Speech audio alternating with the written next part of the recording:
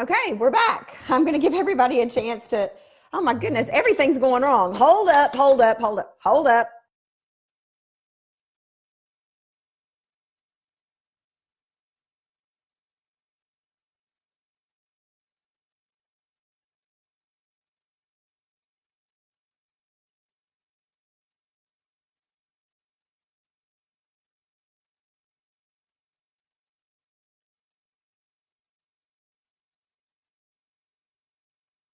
All right, all right. If you can hear me, let me know. Let me know. We had I don't know, my internet went out. I'm not even connected via wireless. Our whole internet went out and then it came back. So I'm going to give everybody a chance to jump back on. I was trying to connect to my hotspot, but if you all can hear me, let me know. Give me a thumbs up or something. Let me know that you can hear me. Sorry about that. That happens sometimes in the online world, right? We're only as good as our technology. So let me know that you're here and you can hear me. Please, somebody.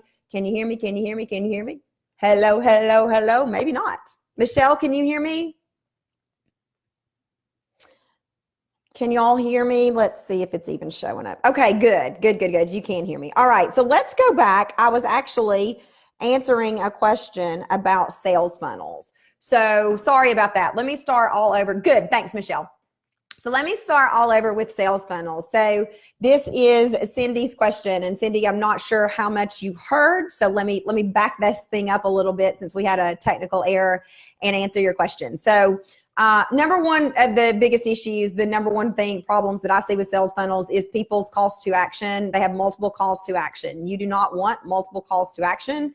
You want only one call to action per email. Number two, your call to action does not go in the PS. Despite what you see, it is the wrong thing to do. What does that say? I sent you this email and then oh yeah, I remembered that I had something amazing to offer. Like, it's just not the way to do it. You want to make it really clear what you're doing in the email. And then what I said is, one of the reasons that, one of the things that I saw with sales funnels is they all sound the same. So we had this customer a couple of years ago or last year, I can't remember, who had a $300,000 launch. And the only thing that we changed was her sales funnel. And her launch went from 300,000 to 600,000 because she used this technique. And I'm going to teach it to you right here. So it's called the rainbow or the color email strategy. Number one is, I assume they've opted in for something, and then that's how they're getting your funnel. So number one is a white email. Whatever you promised them, whatever the freebie was to get them into your funnel, you just deliver it. There doesn't need to be a whole lot of pomp and circumstance there, a whole lot of flashiness. That's your white email. Number two, there are 4 other emails: yellow, red, green, blue. A yellow email is a story. A yellow email is social. So yellow personalities are social. They like to tell stories. It's the guy at the bar that you like to chat with. It's the person who is always the last woman or man to leave church because they're socializing. They are yellow emails. Lots of times it's, a from to story. It can be a customer story. This customer went from to. That's a yellow email. A blue email is a statistical email. So it either has testimonials or statistics. So here's an example. Best supplements I've ever tried. Lost 40 pounds with this. More value in 30 minutes than a year-long mastermind. Get access to these amazing supplements that change people's lives here. It's free or whatever. So it's either a testimonial or a statistic. 80% of your business comes from 20% of your customers, blah, blah, blah, blah, blah, call to action. That's what a blue email is. A green email is an email that is beyond the value of just money. So lots of times people are selling things that allow them to allow their customers to make more money, but it is beyond money. So what is the overall benefit to the world? It's just like what you would think about a green initiative, right?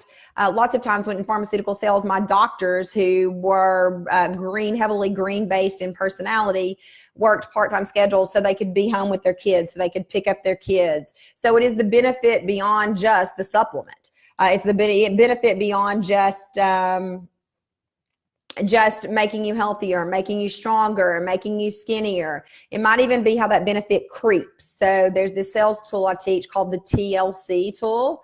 For those of you who are 40-ish, you may remember TLC, the song, the singing group, and they had a song called Creeps. So I creep Yeah, just keep it on the down low because nobody's supposed to know. So it's how these benefits creep. So you're talking about supplements, right? So what I would say here is, great. How do the benefits of taking the supplements creep out and affect other people in your customer's world? So let's say that your supplements make the person healthier, skinnier, and lower their A1Cs. Great. Well, overall, that customer is going to have more energy. That customer is going to feel better. They may live longer, but how does that affect their kids? How does that affect their work? How does it creep? So that's what the green email is about. It's about the creep. And then the final email is a red email. And a red email is always get there quick and a really strong call to action. So it's 3 to 5 sentences usually. And it is, this is your last chance to get supplements at 40% off. Do you want to feel better this year? Click here to get your discount. So you want to, in your funnel, use a combination of these types of emails. White, which is just delivering the freebie. Yellow, which tells a story. Lots of times it's a from to story. Blue, which is statistics or testimonials. Green, which is the creep. And red, which is a really short call to action. It's called the expert email. You know what you need to know. Now make the expert or the smart choice and buy our supplements without saying that. So with funnels, that's what I would say. I would say, everybody's funnels sound the same, but when you give all these different types of colors or strategies to your marketing, you're going to get more yeses. So step 1, don't have more than one call to action. Step 2, don't always put it in a PS. Step 3, use the color email strategy. That's how you create a funnel that doubles your revenue. All right, what else? So I have like 99 questions, Ari says, for you. But I'll keep it to 2. How do you structure your work on a day-to-day being a mom and also staying focused? I think I have a pretty good system. I wake up at 4 a.m., knock out as much as work as I can in the gym before kids are up. Just need to be more specific with my tasks during the day. But seriously, afternoons are total chaos. When the kids get home, all focus is lost. Okay, so you've got 2 questions here. I'm going to answer the first one. So, Ari, I hope I'm saying your beautiful name right. That is a great question. They're all great questions. But I think that the first thing I would tell you to do is set work hours. So when I started this job or this company, I set work hours. And initially my work hours were Saturday from 8 a.m. to 11 a.m. or maybe it was 9 a.m. to 11 a.m. Actually, initially my work hours were the middle of the night, but that didn't work so well for me. So I had a little one at home. My husband would take Hallianna to the gym from, I think it was 9 a.m. to 11 a.m. And I got 2 hours a week to work. That was it. During those 2 hours, I didn't do anything but work. I didn't answer the phone. I didn't check text messages. I didn't do laundry. I needed to do all those things. I didn't go to the grocery store. I didn't shower. It was like I had a boss there watching me clock in and clock out from 9 to 11. So that's step 1. Step 2 is have a work area. I had an area dedicated solely to work, and it was actually in a guest bedroom at the time, but nobody went in there unless we had guests, which we rarely did, and that was my office. So when I walked in there, I was Kendrick Shope, CEO, building her empire. When I walked out, I was mommy again. So those are the first 2 steps: set work hours and have work hours. The next thing I would say is I would ask you how getting up at 4 a.m. and going to the gym and doing all those things is working for you. It sounds to me like your mornings are pretty productive. That's great. Then maybe that's all you need. Tell me where I'm wrong, but it sounds to me like there's some guilt when everything turns chaotic, right? And kids will do that. Kids will turn order into chaos. So maybe and I don't know, but a suggestion might be during those hours that feel chaotic to you, maybe you don't work then. Maybe you just be present and be a mom. And then are there hours after the kids go to bed when you can work? Or maybe you're okay. You can just be okay with, I don't work after the kids get home. I'm getting up super early, right? 4 a.m. super early. I'm going to the gym. I'm getting as much work done as I can do. And then after the kids get home, I'm in full-time mommy mode. What I have found one of the biggest issues is when people try to be in mommy mode and work mode at the same time. And sometimes you have to. So, sometimes you have commitments that you can't get around, but it becomes really messy, right? Studies show that when we're multitasking, we have the same brain capacity as somebody who's high. I don't want to be working when I've got the same brain capacity as somebody who's high. I don't want to be raising my kids with the same brain capacity as somebody who's high. So step one is set your work hours. And be okay if it's not 8 hours a day. I would much rather you get really focused, productive time in from whatever, 4 a.m. to whatever time, and then be happy and be present with your kids. The next question is, how do you get more specific with your task during the day? I have a hunch that you have way too much on your to-do list. So, and I used to do this too, but I think that Brian Tracy, who is a sales expert, teaches this philosophy, and it may help you. Ask yourself, what's the one thing I have to get accomplished today? And that cannot be write my entire website. Like, that's ridiculous. What's the one thing I have to get accomplished today, or I need to get accomplished today as far as work is concerned? The one thing. And on my list today, it was show up for this mentor session because I promised I would be here, right? And it was show up for a podcast recording. Those are the two things that no matter what, I needed to show up for. And so I would then say, okay, that's number one. What's number two? And what's number three?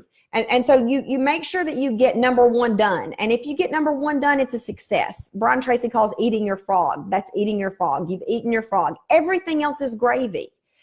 The final thing I would say is, it sounds to me like you need somebody to help you prioritize, or it would be worth your time to sit down and prioritize all the things that you have to do, right? Because we're not going to get them all done in one fell swoop. And lots of times moms take on a lot of guilt about, well, I need to work harder. I need to get everything done all at once. That's a recipe for failure. So there's a whole lot here to unpack. Steps one and step two are sit down, make your work hours. Step two is get a dedicated workspace and make that when you walk in there, your CEO, your boss, when you come out, your mom. Step three is block your day. So one of the things that I try to do every year, and I'm not great at it, but I try to book all my hair appointments, during non-work hours. I try to book all my nail appointments during non-work hours. I try to book all our doctor appointments during non-work hours.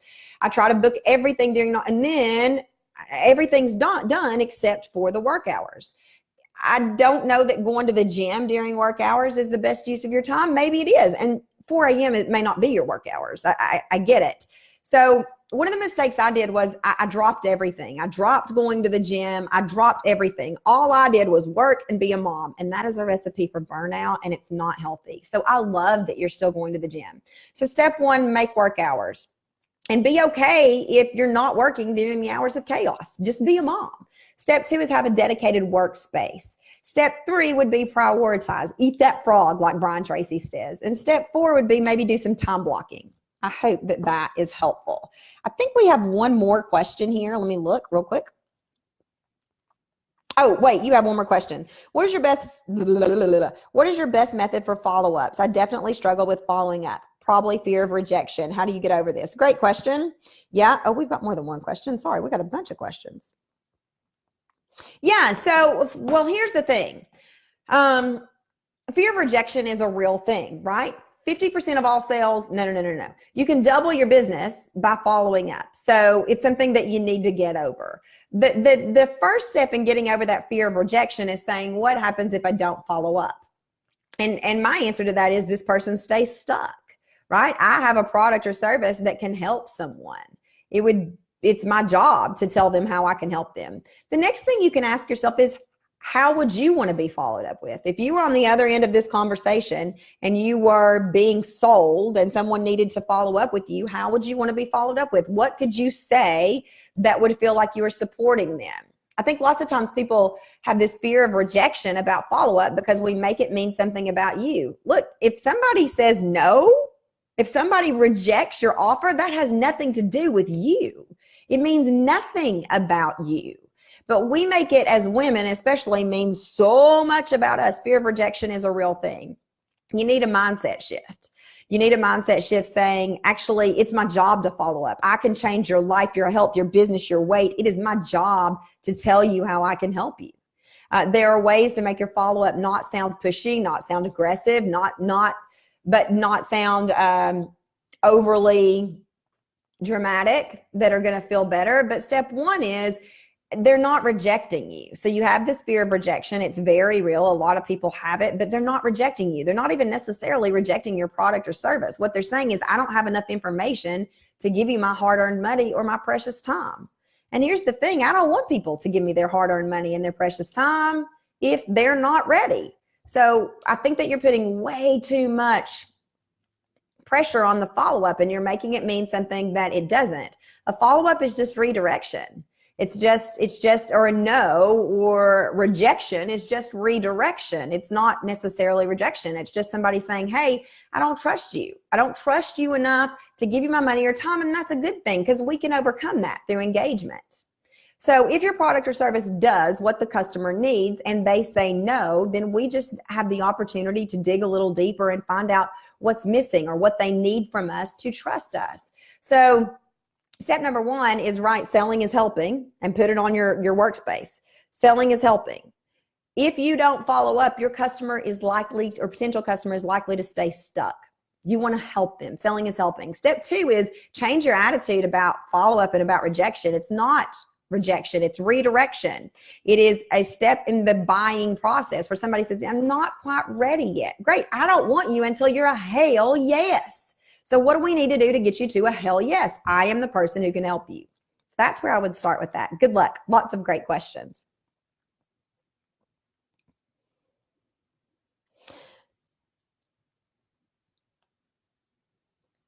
All right. Hi, Kendrick. One of my goals for next year is to get wholesale accounts, specifically in the boutique hotel industry. Do you have any tips for the best way to do this? Should I be sending individual emails to gauge interest, or apply to be online wholesale platforms with the hope of being discovered by hotel buyers? Yeah, this is a great question. So the first thing I would say is, I would make a route. So I would figure out, and it doesn't have to be 10, but I'm going to use 10 because it's a nice round number. 10 hotels that are accessible, 10 hotels that would be amazing for you to land. And I would figure out how you want to call on them. So an email, absolutely. I would send them all an email. I would make a phone call and find out who the decision maker is. So your goal is to get wholesale accounts, specifically in the boutique hotel industry. So who is it you need to be talking to in the boutique hotel industry? Is it the manager? Is it the owner? Is it the customer service person? Who do you need to be talking to? The next thing I would do is I'd break this down step by step. So then let's say you know that it's the hotel manager. Great. The next thing I would do is, for all those 20 customers, I would get a spreadsheet and I'd say, who is the hotel manager? Who is it? What's his contact email? What's his contact phone number? Are there any local that you can go visit? So you want to step this process, right? Of course, you want to, online wholesale platforms with the hopes of being discovered by hotel buyers. It sounds like that might be a good thing to do as well, because you're putting yourself where your customers are. But rather than just relying on that, I would go to the customers. So 20 customers, 10 customers, and find out who you need to talk to, what their email address is. And you can do that in one phone call. Hey, I'm Kendrick. I'm blah, blah, blah, blah, blah. I'm looking to blah, blah, blah, blah, blah. Who makes those decisions for you? Great. AkaShawnThomas makes those decisions. Could I have his email address? What's the best way to contact Shawn? Could I make an appointment to come in and see Shawn? So you need to do a little bit of fact finding, and then you put them on a route. So you might send them an email. You might send them snail mail. You might call them. You might go visit them. You might look them up on social media and say, oh, you know what? AkaShawnThomas, I'm making this up, is an avid hunter. I'm totally making that up. So I'm going to send him this cool little card with African animals on it. Again, I'm making this up. But you want to find common connection points so that this person pays attention to you. The other thing is to ask yourself not just what the benefit to the hotel is, but what is the benefit to the manager, whoever you're talking, of having your services? Does it make it easier for them? Does it save them money? Does it make them look like a hero? Like, what's the benefit to the manager as well? So I would tier step this out, meaning find out who you need to talk to, call and get contact information, snail mail, email, show up in person, call, and you just continue to do that. Hope that helps. All right, thank you for your expertise. For context, we are a 20-year-old independent jazz record label with a range from debut artists to multi-Grammy winning artists. It's not suitable to rely exclusively on album sales as the mainstream or sources of incomes. We've started a media company featuring a variety of programs centered around music and the people who created it. Live performances, artist interview, master classes. We've just eclipsed 20K subscribers on YouTube. Awesome. Just alone, our top 10 artists on the rosters collectively have 1.5 million. Do you have ideas on best practices to cross-promote the content we are creating onto everyone's platform? First goal is to increase YouTube subscribers and solicit appropriate sponsors and strategic brand partnerships. So your top 10 artists collectively have a roster of 1.5 million. So yeah, I would, first of all, if it's possible, I would have them mention it on their YouTube channel. I would have them say, hey, you know what? My label, my whatever is doing this amazing thing where they're offering master classes, where they're doing whatever. Come on over and subscribe. So I would have the artist go on, if you can, to their YouTube channel and make their audience aware. I would do interviews with the artist and have them share it on their platforms. If you're doing master classes, I would do a free class, sort of like this, right? Like I'm here answering your questions. So with your biggest artist, make it a draw. Don't make people pay for it, and let people get up close and personal through this interview, through a webinar, through a whatever. The top 10 mistakes people make when, you know, whatever, or the inside story behind this album, or whatever it is the audience wants to know. So the first thing I would tell you to do is use those artist platforms and put a strategy behind it, meaning that you have the artist mention it on YouTube, that you have the artist mention it on social media. So what I would do is sort of like an affiliate deal, except you're not paying people, but I would create social media for your artist that have them link that tell people why they want to come subscribe to your YouTube channel, and have the artist share it on social media. So have them share it, have them share it on YouTube, interview the artist, and the call to action is always to subscribe on YouTube. So really all you need to do is turn up the noise about that. Use your artist, create social media for them to share.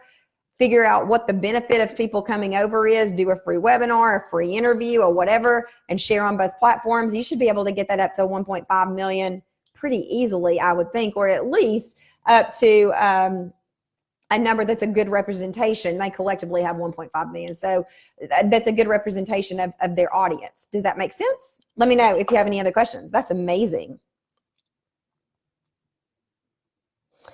Amanda says, my partner and I own 2 hair salons, and our training program is very time intensive for us. My question is in 2 parts. Last year, we placed all of the hair demonstrations on video and give them access to certain modules as they progress through the program. It helps a lot, but I feel I'm missing some of the automation capabilities. What resources do you recommend for an online training course? We also offer these models to area stylists that don't work with our business, and the response has been great. I would like to offer education on a larger scale, though I'm lost for how to market this program and develop our system as an expert and authority on the subject. So yeah, 2 different questions. So what we use, so there are a couple of different ways to do this. There are teaching platforms like Kajabi, Teachable, where you can load your videos. We load all of ours through WordPress, and we use the Access Ally plugin, and I can put that in here. It's amazing. I know the creator of Access Ally to deliver our program. So when you say I'm missing some of the automation capabilities, it sounds to me like you are ready for a program that can drip or release stuff, that can send stuff out for you. It also sounds to me like you need to hire someone to do that for you. So I have somebody who handles all of that for me, because it's just not something I want to learn about. But the specific programs I run my business on are Entreport, WordPress, and Access Ally. Access Ally is what allows us to deliver our course. This video goes out on this day after they complete this model. This video goes out on this day after they complete that module. This goes out after they do this, then they get this bonus. And so that's the automation that we use. I think that answers your question, but if it doesn't, let me know. And then, so you're at a loss on how to do this on a larger scale. So the first thing I would do is, I think you need to get the course set up to where it's automated. So The second thing you need to do is you need to create an email list so that you can sell to people. So is there some free training that, well, let me back up. You may have a list of stylists in the area, right? So maybe it would be really great if you could get those stylists on an email list for some sort of free training that you could then sell to them later. But I really think before you do that, you got to get the program more automated. On one of those things like WordPress, Access Ally, Kajabi, Teachable. I don't recommend Kajabi or Teachable necessarily. I like it being hosted on my own WordPress site, but that's completely up to you. The other thing I would say is you could offer to do demonstrations in salons that are not your people. So if you want to have this continued education for stylists that don't work with your business, right? Then I would give some sort of free education. The way to sell an online course is free first. You give something free and then you upsell into something more valuable. So usually it's one-to-one and then one-to-many. But the way to do that is to figure out some sort of free training. So what's one question that every stylist in America wants answered? How to get more customers, how to whatever, I don't know, create free training towards that. And then at the end of that free training, and there are 20 million steps to do at the end of that free training to lead people into a purchased product. It's your funnel. And if you want to know how to do that, that's something that we can certainly talk about. I would say watch a launch. So another thing to do is watch someone who does this. So like we launch Sales School twice a year. Watch how we launch it. Watch how we go from free content to paid content. You will see ways that you can do that yourself for stylists, but create some sort of free training, answer the number one question every stylist wants to know, and then lead them into buying your course. All right. Uh-oh.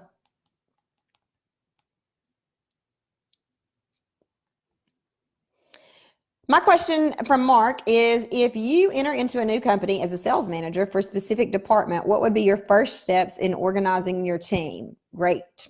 So I think that do they have a sales team already? So I think it depends on.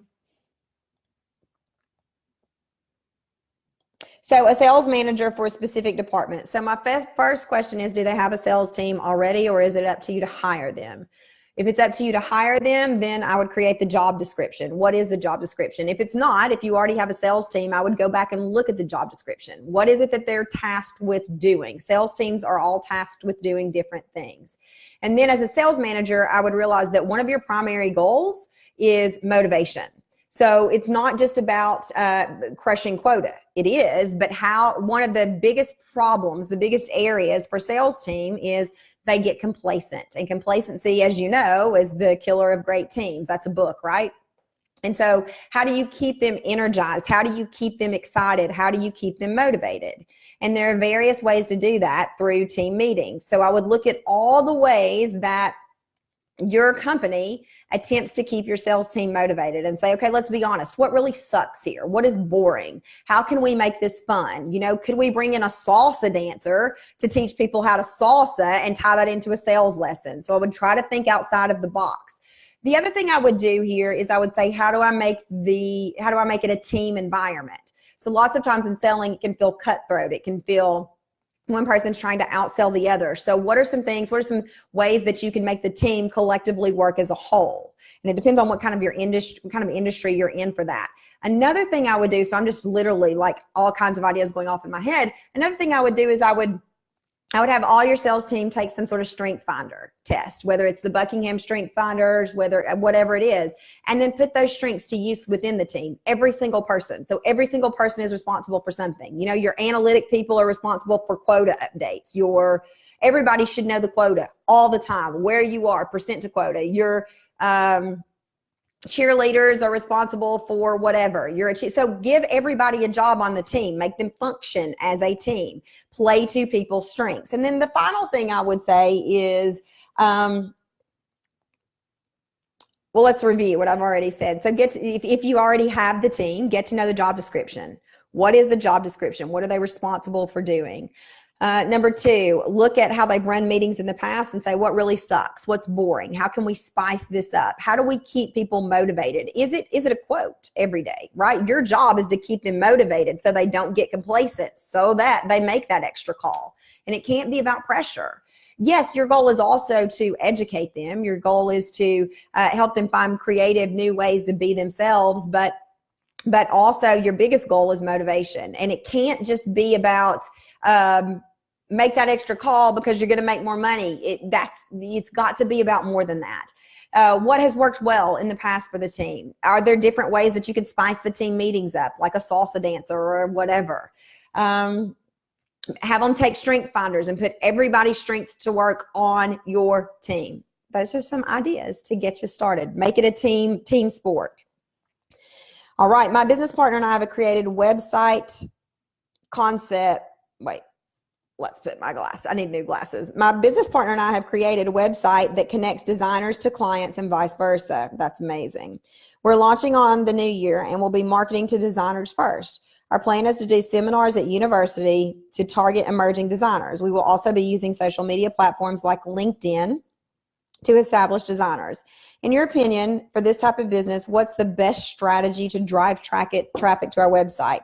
I would use Facebook and I would use Instagram. So you're using LinkedIn, but there are millions of designers on Facebook. And so I would do some sort of free training, like how to get more website design customers, get them to sign up for your email list and offer that on Facebook and on Instagram.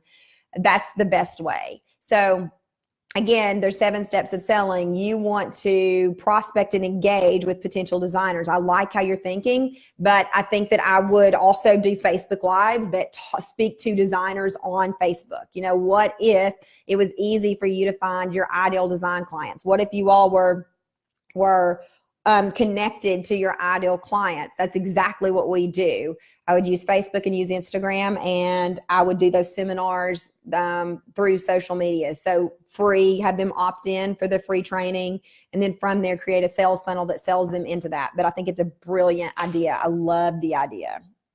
The other thing you might do is reach out to business building programs. So like Sales School or B School, or people that are training this new group of online businesses and say, hey, we'd love to come in and do a free thing for your web designers. You know, we have web designers that come through Sales School every year. So if they're having trouble finding their ideal customer, we'd love to come in and do a free training that then leads them into your sales funnel. So the idea here is go where your customers are. And then there was one other question here I wanted to answer. It wasn't posted under the mentor session, but it was about pricing. So somebody asked about pricing on their website, and so I wanted to address that. There are different ways, different theories about pricing on your website. It depends on what you're selling, right? So the black and white answer is the black and white answer is put prices on your website. People want to know what they're buying. And Peter talked a little bit about, well, if people are balking at the price, they're not sold on the value. That's true. So, you know, step 1 is you need some benefits driven exercises that allow people to see the benefits of what you're offering. But I think there's a little bit deeper thing to think about here. So I once paid $50,000 for a mastermind. I didn't want people to know that I paid $50,000 for a mastermind. That was between me and the provider of the mastermind. Those prices were not listed on her website, and I was glad. When I worked one-on-one with Marie, I paid $20,000 or $25,000. I didn't want, like, there were pictures of us as part of her mastermind. I didn't want everybody to know that I paid $25,000 to be part of her mastermind at the time, or whatever it was, 20. So I think that there comes a point in time when putting the price on your website is diminishing return, meaning that out of respect for the people who pay those prices, I don't put them there. And I got no problem with it. People say all the time, well, you're not being honest and you're trying to get people on the phone, bait and switch them. No, I'm not. Anything over $10,000 when I sold it, and I've sold everything, but anything over $10,000 was never on my website. Not because I was trying to bait and switch people, but because out of respect for people who paid those prices. You know, I don't want my customer to say, hey, I was working with Kendrick, and her husband go and say, oh my God, you paid this woman $25,000, which is what I used to charge for one-on-one. I don't do one-on-one anymore. I mean, so I think that there's a lot to think through here that people don't enter into when they think about pricing. My general rule of thumb is below $10,000, it goes on the website. Above $10,000, it's an application only, and the price doesn't go on the website. Now, there's some other things to think through that I think are absolutely true. If you're constantly hearing the price objection, we got another problem, which is exactly what I'm going to talk to you all about at the first of the year, about what to do when you hear that price objection. It's not enough just to know the benefits of what you're offering. You also need to know what to say when you hear that price objection. So yes, look at the life-changing benefits of your products. You've got to speak to those. But I think that the clear-cut definition of should you put prices on your website is not so black and white. I think it depends. So I hope that helps. Thank you all for sticking with me through this hour-long mentor session. Thank you. Sorry that it's in two parts, that we had a technology issue. That happens in the online world. You just have to roll with it. But I want to say I love being part of this community. I hope you all have a fabulous holiday. And if you all have follow-up questions, I'll go in and schedule another mentor session to make sure that we get them all answered. Y'all have a great day. I believe in you. I believe in your business. If I can do this, you absolutely can. Happy holidays.